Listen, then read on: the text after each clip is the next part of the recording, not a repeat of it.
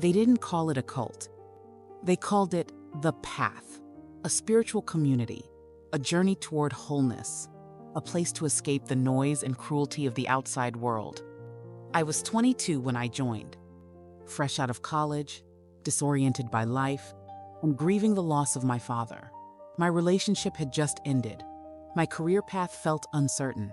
I was lost, exactly the kind of person the path knew how to find. I met a woman named Marla at a yoga retreat. She had this calm presence, a steady voice, and a way of looking at you like she could see through your soul. She told me she used to feel like me, drift, anxious, unseen, until she found the path. I went to an introductory session the next week. It was held in a converted farmhouse outside the city. Soft lighting, soft music, everyone barefoot and smiling like they hadn't known pain in years. They welcomed me like family. They said I was special, sensitive, a seeker.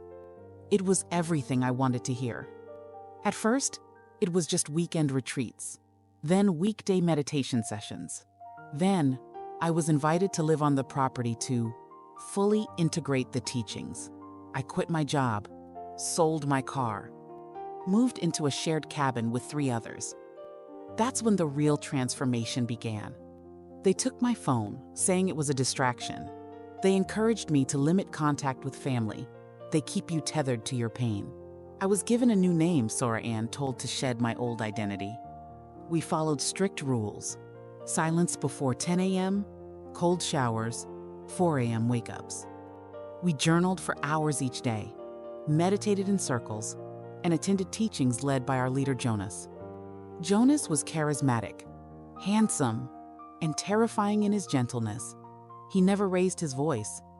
But if you disappointed him, if you broke a rule, asked a question, doubted anything, he'd stare at you with this crushing silence. You'd feel like a sinner, a traitor. He said we were chosen to rebuild the world, that the outside world was poisoned by ego, corruption, disease. Only here, on the path, could we be free. I believed him, until I didn't. One night, I was in the kitchen alone, finishing dishes after the group meal. I found a phony and actual, functioning smartphone hidden in a drawer. It buzzed. A message flashed. "Are you okay? It's Mom." I froze. It belonged to someone named Elise, a woman who'd joined just 2 months before me. Quiet, withdrawn. She always seemed tired. I'd been told she was healing from trauma and needed space. I took the phone back to my cabin, waited until everyone slept, and opened the messages. What I found shattered me. Messages from her parents, begging her to come home. Friends saying they'd reported her missing. Notes from Elise to herself typed in draft saying she felt like a prisoner, that she couldn't leave, that she was scared. It was the first time I admitted the truth to myself. This wasn't a community. It was a prison wrapped in incense and silence. I didn't sleep that night. The next morning, I went to Jonas.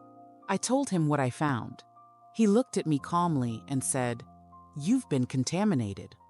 I was banned from speaking to anyone, moved to a different cabin, assigned isolation duties. I had to wear a gray sash.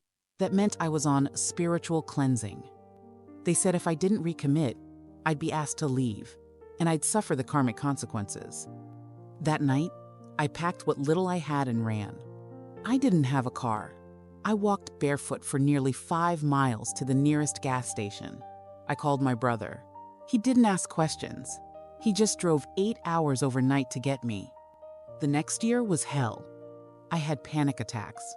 I couldn't sleep without hearing Jonas's voice in my head. I questioned everything, my worth, my memories, my identity. I couldn't hold a job. I couldn't explain what had happened. Because when people hear cult, they picture robes and sacrifices.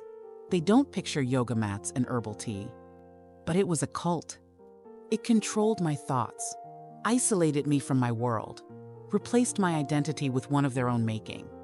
Through therapy, support groups, and time, I began to reclaim my voice. I reached out to Elise's family. They told me she escaped too, a year after I did. We met up, We cried. We promised to never let them erase us. Today, I speak to survivors. I share my story. I help others recognize coercion behind charisma, control behind calm. If you're in a group that asks for your obedience, your devotion, your silence, while calling it love, ask yourself this: are you growing or are you disappearing? Because no spiritual truth requires your silence. And no love requires your erasure.